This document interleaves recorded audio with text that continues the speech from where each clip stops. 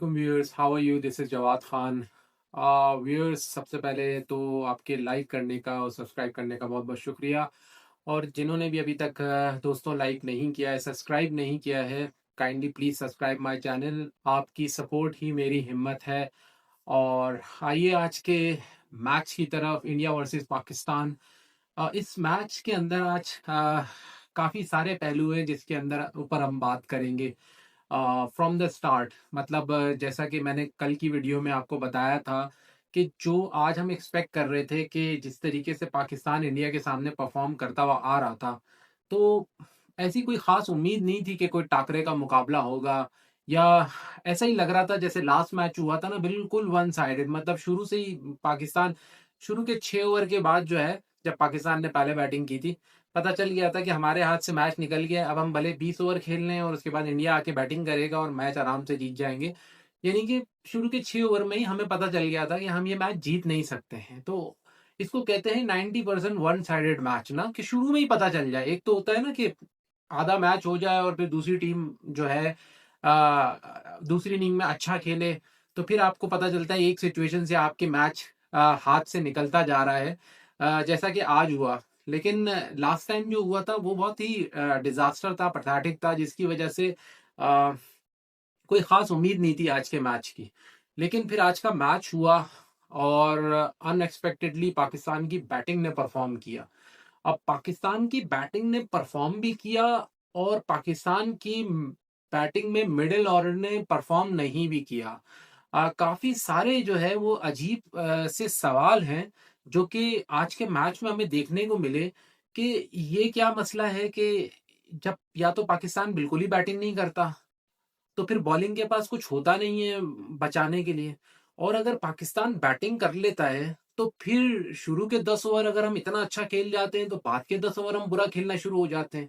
या हम शुरू के वो 10 ओवर इतना बुरा खेलते हैं कि बाद के वो 10 ओवर हम जितना भी अच्छा खेल लें, हम वही 140 150 या 130 के करीब जाके कहीं रुक जाते हैं।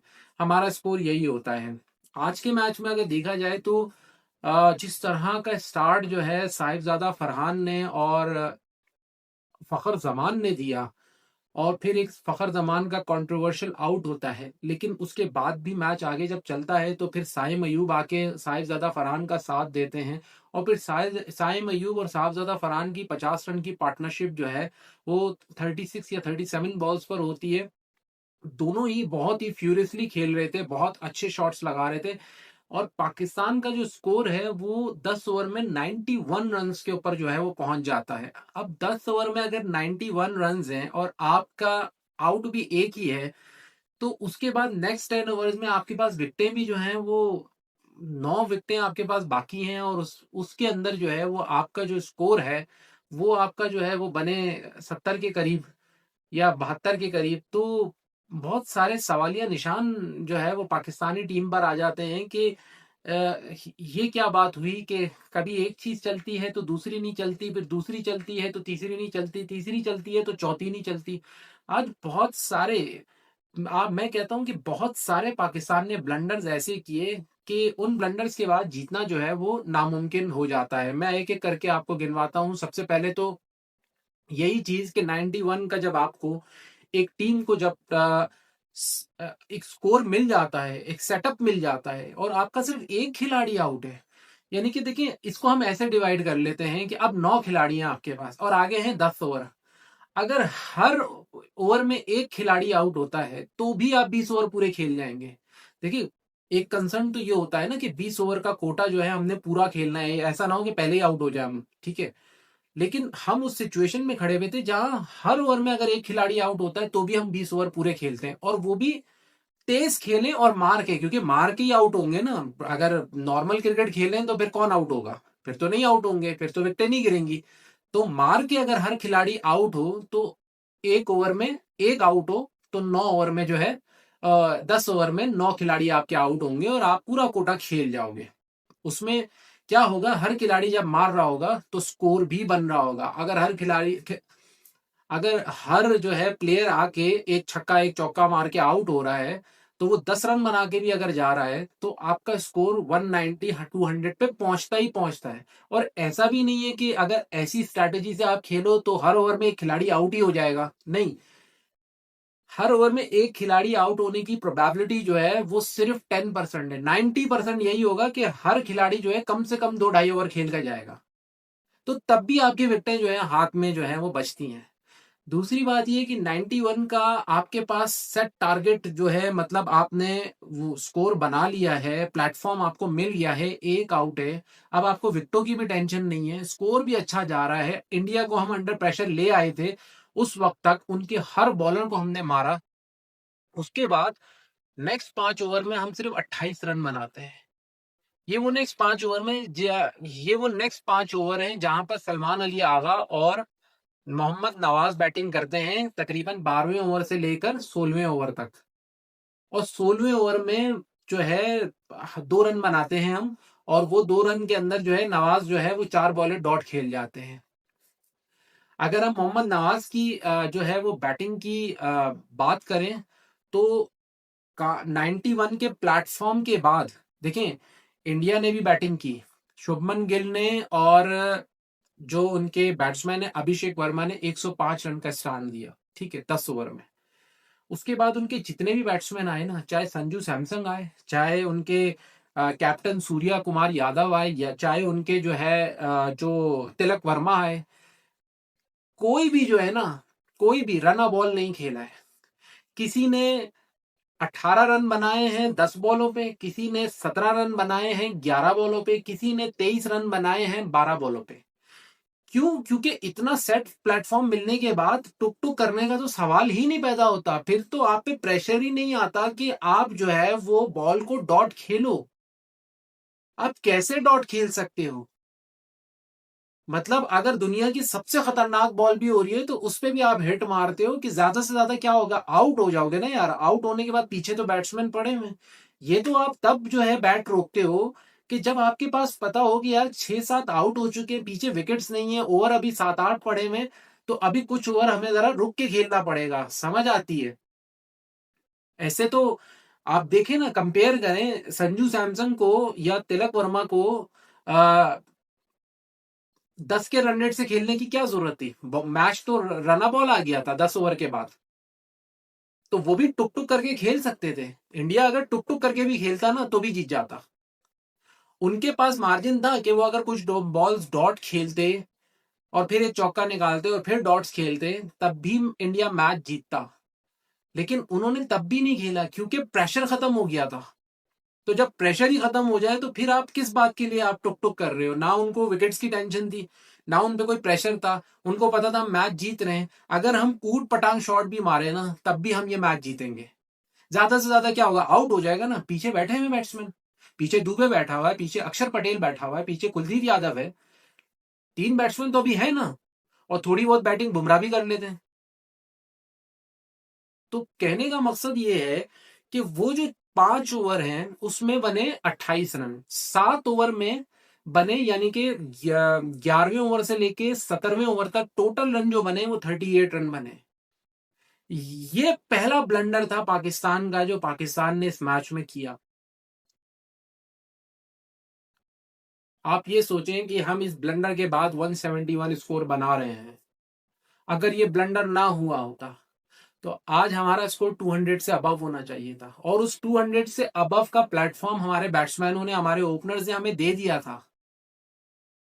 तो सलमान अली आगा ने और मोहम्मद नवाज ने इतनी एक सेल्फिश इनिंग्स खेली। पहली बात तो ये है कि यार अगर आपकी नहीं है औकात मारने की तो आप मोहम्मद हारिस से पहले क्यों आ रहे हो? आपको पता है शाहीन शाह अफरीदी का बैट इस वक्त इतना स्विंग में है कि वो जहां शॉट मारते हैं वहां छक्का जाता है। आपने उसको पहले क्यों नहीं भेजा? आप खुद क्यों पहले आ रहे हो? आप ज्यादा छक्के मार सकते हो शाहीन शाह अफरीदी से,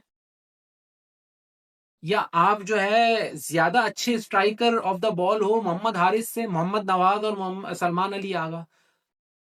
तो पहली बात तो ये है कि इनको तो आना ही नहीं चाहिए था, इनको तो अपने आप को डाउन द ऑर्डर करना चाहिए था और पहले मोहम्मद हारिस को और जो है शाहीन आफरीदी को भेजना चाहिए था, ताकि वो जो 7 ओवर हैं वो ये 2 प्लेयर खेलते, और अगर ये जल्दी आउट हो जाते तो फिर आपके पास मार्जिन था कि आप दोनों आते, और अगर फिर आप कुछ बॉलर डॉट भी खेल लेते तो वो जस्टिफाइड थी, क्योंकि तब फिर पाकिस्तान के 6-7 आउट हो चुके होते, और पीछे कोई बैट्समैन है नहीं, फिर पीछे तो अबरार है, हारिस रऊफ है बस। तो फिर वो जस्टिफाई भी करता है कि हाँ ठीक है, विकेट्स नहीं थी इसलिए थोड़ा स्लो खेलना पड़ गया। फहीम अशरफ नीचे आ रहे हैं, जिन्होंने आके 3 छक्के मार दिए। आपने 11 ओवर से लेकर 17 ओवर तक खेला, आपने टोटल 1 छक्का मारा। 40 बॉलों तक पाकिस्तान ने कोई बाउंड्री नहीं मारी, इतने सेट प्लेटफॉर्म के बाद, जहां हर बॉलर को आपने, आज इंडियन बॉलर की दुर्गत बनाई आपने। आज इंडियन बॉलर्स को बताया कि ना बुमराह कोई जो है वो तबाही बॉलर है, ना ही कोई कुलदीप यादव जो है वो कोई इनविंसिबल बॉलर है, ना ही कोई चक्रवर्ती जो है वो कोई मैजिशियन है। मैं हमेशा बात करता था ना कि यार ये मैग्रॉ, कॉटनी वॉश, एम्ब्रोज नहीं है, ये वसीम वकार नहीं है, ये मुरलीधरन और शेन वॉर्न नहीं है। उस तरह के बॉलर हो तो समझ भी आती है बात। आज पाकिस्तानी प्लेयर्स ने इंडियन बॉलर्स को मारा तो देखे कैसी कैसी पिटाई हुई उनकी। तो पाकिस्तानी बैट्समैन ने ये तो बता दिया कि इंडियन बॉलर्स की ठीक ठाक पिटाई हो सकती है, लेकिन पिटाई होने के बाद जो बाकी के बैट्समैन ने, खास तौर पे आपके कप्तान ने जो ब्लंडर किया है, उसका खुमियाजा है कि आज हम मैच हारे। ये मैं बैटिंग के अंदर ब्लंडर बता रहा हूं कि बैटिंग के अंदर क्या ब्लंडर हुआ है। यार 91 के रन के बाद 10 ओवर में जहां 9 के रन रेट पे आप जा रहे हो, 1 विकेट आउट है, वहां आप 40 बॉलों तक अगले जो है कोई बाउंड्री नहीं मारते हो, 7 ओवर में 38 रन बनाते हो आप यार। यानी कि 5 के रन रेट पर आ जाते हो सीधा, 10 के रन रेट से सीधा ही 5 के रन रेट पर। उसके बाद चले समहाउ फहीम अशरफ ने कुछ अच्छी बैटिंग की, नीचे से आके हम पहुंच गए 171 तक, जिसकी उम्मीद नहीं की जा रही थी, लेकिन हम पहुंच गए। फिर भी मैं कहता हूं कि 171 एक फाइटेबल टोटल था। जिस तरह की पाकिस्तान बॉलिंग लाइनअप हमेशा पाकिस्तान की एक रही है, पाकिस्तान एक स्मार्ट बॉलिंग लाइनअप है। इससे फर्क नहीं पड़ता कि हमारे बॉलर्स पहले जितने अच्छे हैं या नहीं हैं, या आज के दौर के लिहाज से मीडियोकर है, लेकिन पाकिस्तान हमेशा बॉलिंग के अंदर बहुत स्मार्टली प्ले करता है। लेकिन आज बॉलिंग के अंदर जो हमने सबसे बड़ा ब्लंडर किया, मतलब यहां पर ना आज के मैच में मैं इस बात पे एग्री हो गया हूं कि सलमान अली आगा को कप्तानी नहीं आती। To be very honest, Salman Ali Agha को कप्तानी आती ही नहीं है। जिस तरह बाबर आजम को कप्तानी नहीं आती थी, आज सलमान अली आगा के डिसीजन से पता चला कि उनको कप्तानी नहीं आती है। देखिए, ये डिसीजन कोच के थे, हम तो इसे कैप्टन के ही मानेंगे, क्योंकि अगर कैप्टन बिल्कुल ही पपेट है और कोच के कहने पर ये सारी चीजें हुई हैं, तो फिर ऐसा पपेट कैप्टन भी जो है वो पाकिस्तान टीम को नहीं चाहिए। मैं तो इस सारे डिसीजन की जिम्मेदारी जो है सलमान अली आगा को दूंगा। और वो ब्लंडर क्या है कि आपने पार्ट टाइम बॉलर से फ्लैट विकेट के ऊपर इंडियन बैटिंग के आगे जो है वो बॉलिंग करवाई। यार आपके पास फहीम अशरफ था, तो फहीम अशरफ 11वें 12वें ओवर में शुभमन गिल को इन स्विंगर मार के बोल्ड कर रहा है। 12वें ओवर में जब बॉल भी गीला हो गया है, उसका बॉल घूम रहा है, आपने उसको नया बॉल नहीं दिया। और आप कैसे सोच सकते हो कि आप अटैक जो है वो स्पिनर से, पार्ट टाइमर से करवाओगे यार। साइम अयूब आपका स्पेशलिस्ट स्पिनर नहीं है, वो जितनी भी अच्छी बॉलिंग करा ले वो पार्ट टाइमर ही रहेगा। यहां पर तो दुनिया का सबसे अच्छा स्पिनर को भी अगर आप ट्राई करो, तो अगर आप ज्यादा से ज्यादा आप 1 ओवर देते हो, अगर उस 1 ओवर में अच्छी बॉलिंग हो गई तो फिर आप दूसरा देते हो। साइम अयूब तो पहले ही ओवर में पिटा, और पहले ओवर में यह भी पता चल गया कि जिस तरह की वो शॉर्ट बॉलिंग करा रहा था, और कभी लेग स्टंप पे, कभी ऑफ स्टंप पे, कभी शॉर्ट दे रहा था, पता चल रहा था कि वो प्रेशर महसूस कर रहा है, उसके हाथ से बॉल जो है वो नहीं निकल रहा वैसे इंडिया के बैट्समैनों के सामने, जैसा वो नॉर्मली बॉल कराता है। जिन स्पॉट्स पे वो बॉल कराना चाह रहा है वो वहां नहीं जा रही, प्रेशर की वजह से बॉल शॉर्ट हो रहा है या बॉल डिफरेंट डायरेक्शंस में जा रहा है। तो 1 ओवर में जब 3 चौके पड़ गए हैं आपको, तो आपको तो फौरन जो है दुनिया के, देखें मैं ये नहीं कहता कि पावर प्ले के अंदर कैप्टन जो है वो स्पिनर को ट्राई नहीं करते, बिल्कुल करते हैं, हर कैप्टन ने ऐसा किया हुआ है। लेकिन जैसे ही स्पिनर पिटता है वो फौरन से अपने फास्ट बैटरी की तरफ चले जाते हैं। आपको फौरन ही जो है वो फहीम अशरफ को लगा देना चाहिए था। फहीम अशरफ को आपने किस लिए रखा हुआ था कि जब मैच खत्म हो जाएंगे यार तब तुम्हें बुलाएंगे, तब तुम आ जाना, फिर तुमसे बॉलिंग करवा लेंगे। फहीम अशरफ को आपने बैटिंग में भी जाया किया, फहीम अशरफ को आपने बॉलिंग में भी जाया किया।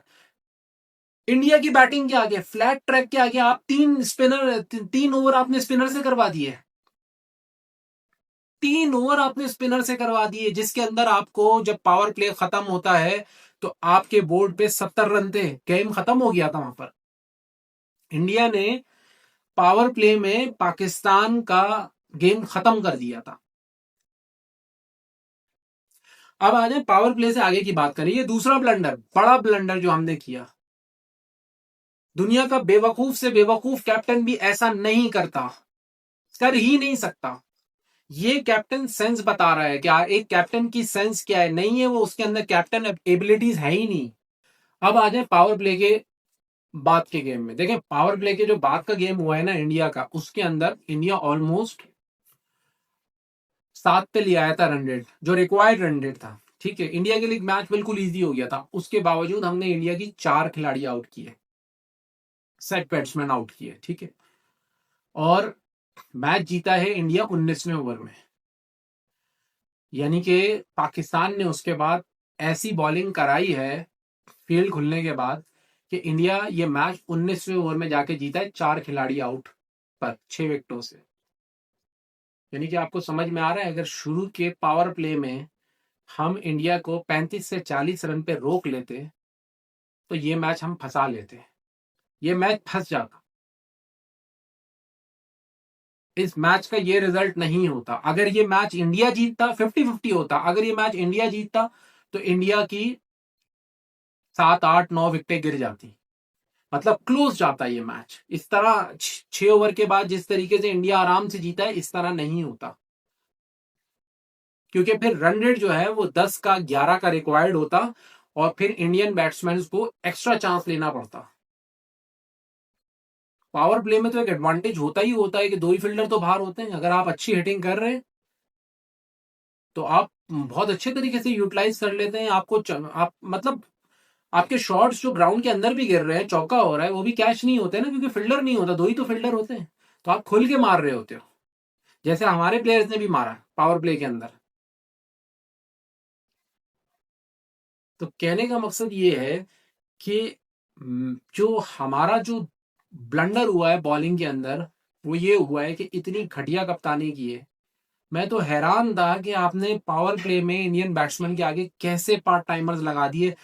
एक लगा दिया आपने, माना, उसकी जब पिटाई लगी, आप दूसरा आपने दोबारा साइम अयूब से ओवर करवाया, आपने इब्रार से ओवर कराया, और आप देख भी रहे हो कितने आराम से खड़े खड़े जो है वो बल्ले मार रहे हैं।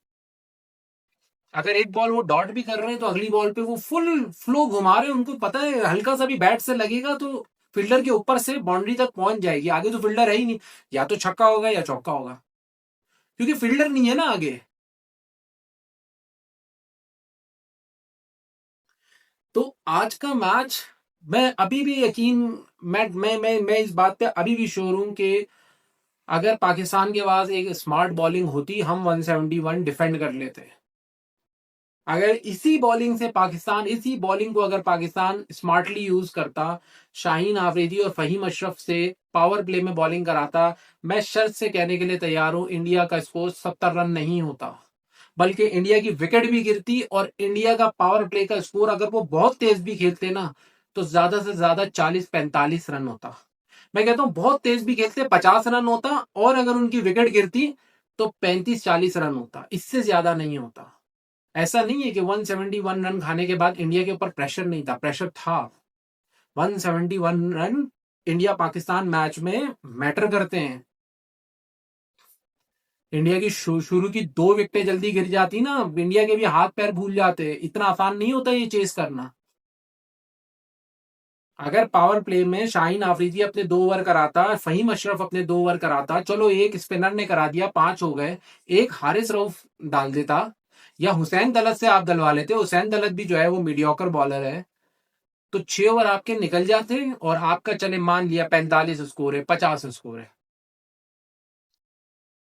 फिर आप अपने स्पिनर से करवाते फील्ड ओपन होने के साथ, तब उनको इतनी मार ना पड़ती, क्योंकि तब बैट्समैन को पता होता कि अब अगर मैं मारूंगा तो फुल शॉट मारूंगा और अगर मिस हुआ तो मैं आउट हूंगा। और बॉलर भी बड़े जिगरे से बॉल कराता है, उसको पता होता है बाउंड्री पे फील्डर है। बड़ा डिफरेंस होता है प्रेशर गेम के अंदर, जब बॉलर पावर प्ले में बॉलिंग कराए, वो भी स्पिनर की बात कर रहा हूं, और जब वो फील्ड ओपन होने के साथ बॉलिंग कराए। कोई वजह है, जब फील्ड ओपन होती है तो रन रेट नीचे आता है कंपेयर टू पावर प्ले, अगर पावर प्ले में आप हिटिंग कर रहे हो अच्छी।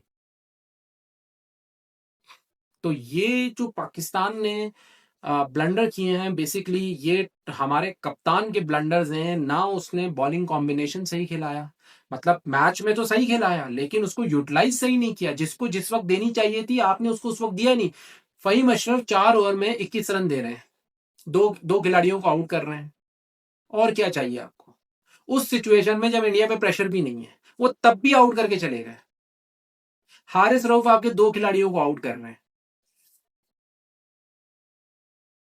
तो और क्या चाहिए आप।